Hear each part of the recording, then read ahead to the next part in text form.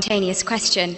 I have a friend, she's an atheist, and on our endless debates on the existence of God and all that we talk about, she has two claims, she makes two claims. When I pose her with the question of what the Quran says in terms of the existence of the universe and the world and how it states many facts, she turns around and she says, well, that knowledge was not just for the Quran, it actually existed before the Quran. There's scriptures, there is books before the Quran was even written, detailing information about the universe. So it's not just this knowledge that is superior to the Quran. What do I say back to that? Is she lying? Do scriptures exist? I mean, I have ignorance myself, but, you know, is this knowledge, like, was this available before the Quran was written? And secondly, another claim she makes is that I give the analogy of, you know, you have something in creation, who knows it? You know, the Creator will know about everything about it. And I talk about, you know, if there is no God, how can we possibly exist? If you keep on going further and further and further and back, there's no end. And if there's no end, how do we exist? But then she says, well, from a religious point of view, you say, well, God is the end. Well, I say as an atheist, who says God is the end? Who created God? That's my question. Thank you. Sister has posed two questions which are again common. The first question is that all the things mentioned in the Quran were already present before. So what's new? It's present in other scriptures and other books, etc. That's the first question. The second question is, who created God? As far as the first question is concerned, I do agree that certain things were present in time before the Quran, but they were not called as established facts. They were not called as established facts. For example, the thing I quoted, that the sun, previously people thought that the sun rotating. There are certain things which were there in the Greek history and the philosophical history. But for example, when the Quran speaks about the spherical shape of the earth, these Greeks, they believed that the earth was spherical, but no one believed in them. So certain facts, not all, a small percentage, what the science has come to know today and what Quran mentions, were told by people previously, but they failed to realize that the same Greeks mentioned 100 other things which were unscientific.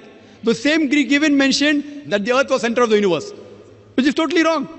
So imagine if 100 points are mentioned and Muhammad Sallallahu Alaihi Wasallam picks up one which is correct. That's also not possible. So I do agree with you, sister, that certain things were mentioned before science established as a fact today. But these things weren't established that time. And to say that out of the 100 false things they mentioned, if one thing is right, to pick up the one correct thing is again also not possible. Once it's possible, but not thousands of times, sister. Because only a person who is, even a scientist cannot do that.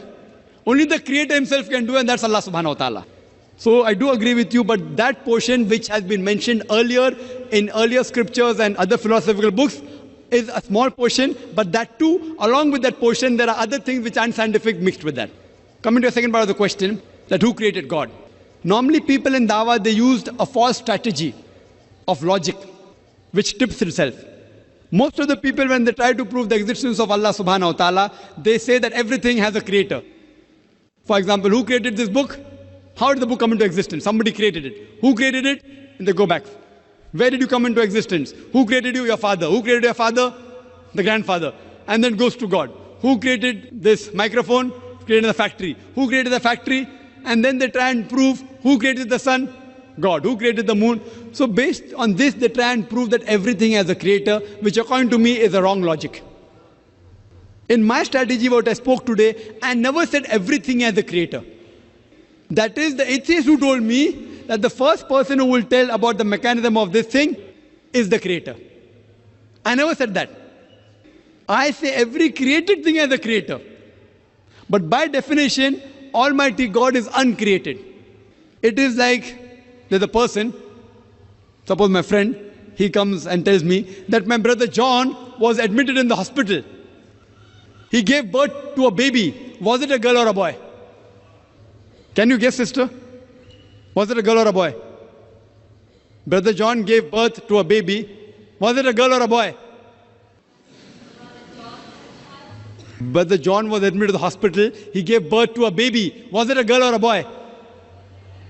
Can you guess? You can't guess. Can anyone guess?